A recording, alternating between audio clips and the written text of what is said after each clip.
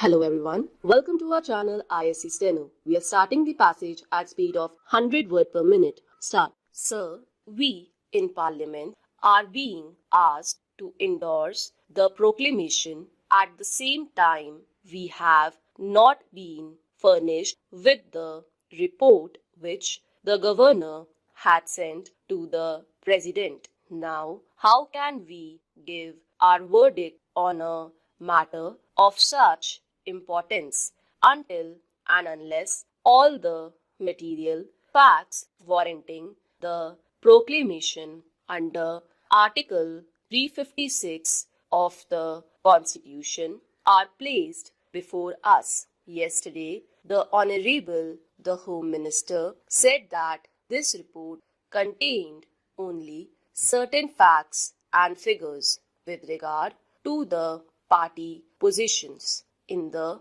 dissolved Andhra Assembly. In that case, what is the objection to placing that report before us? It would not give us anything particularly new except certain arrangement of figures made by the Governor of Andhra with a view to advising the President as to the course he should take. We submit that his report contains something else. It was the duty of the government to place the entire report before us for the closest possible scrutiny and the most meticulous examination by members of this House and of the other House, because this report lies at the bottom of the whole thing as far as the constitutionality of the action of the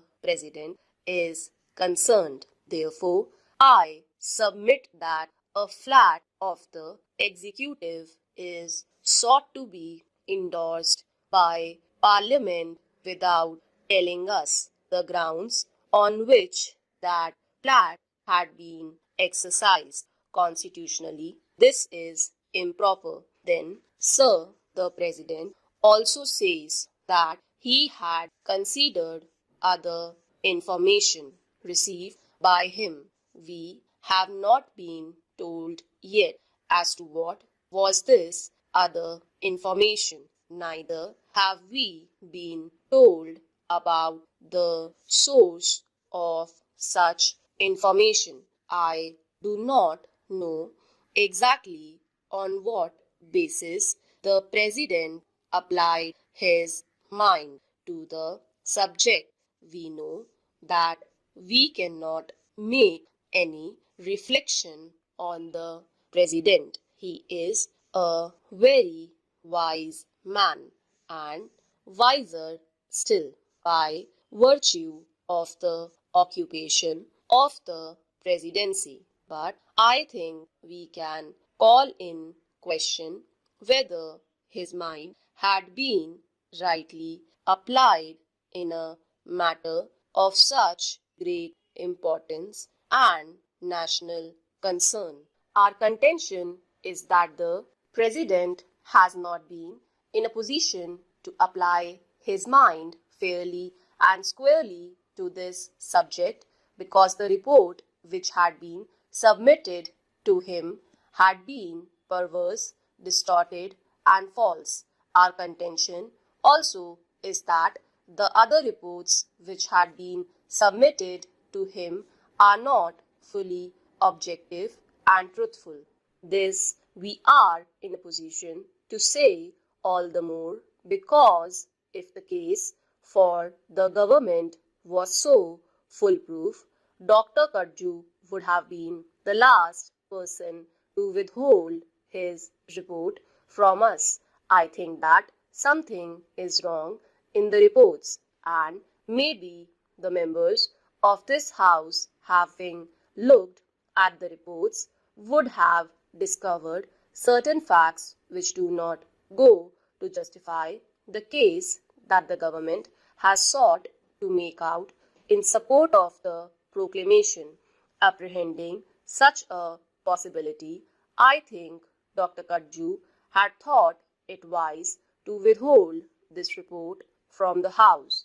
Having done it, he asked us to endorse almost blindfold a measure which is described as undemocratic even by certain members of the Congress party. Many constitutional points have been touched. It has been sought to be made out in this House that this is the best democratic step that the government could take. We say this is not at all a democratic step which has been taken. We are supposed to have a parliamentary system. We must have our own conventions. We have got our own constitution, but we are told time and again in this house and in the other house that there are the British constitution and their parliamentary practice which one should imitate. Now imagine a situation of this sort in England. Would the Crown have taken such a measure at all if a certain party had been voted out of office by the opposition? I think in a comparable situation there, the king would have inevitably called the leader of the opposition to explore the possibilities of forming a government. Without doing it, he would have never taken recourse to extraordinary measures like this. If this method had been resorted to in the United Kingdom, a serious constitutional crisis affecting not merely the internal politics of the parliament but the political life outside would have ensued. In France, for instance, there are many parties. No party by itself enjoys an absolute or a comfortable majority. What happens there? Ministry is formed, and there we find the president takes upon himself the responsibility of exploring ways and means of finding whether any particular party or any leader of any party is in a position to present a government which would command the confidence of a certain majority in the Chamber of Deputies. Without resorting to that objective test, he does not take recourse to extraordinary measures. In the present case, I say this objective test has not been at all applied. One may or may not have certain feelings. Stop.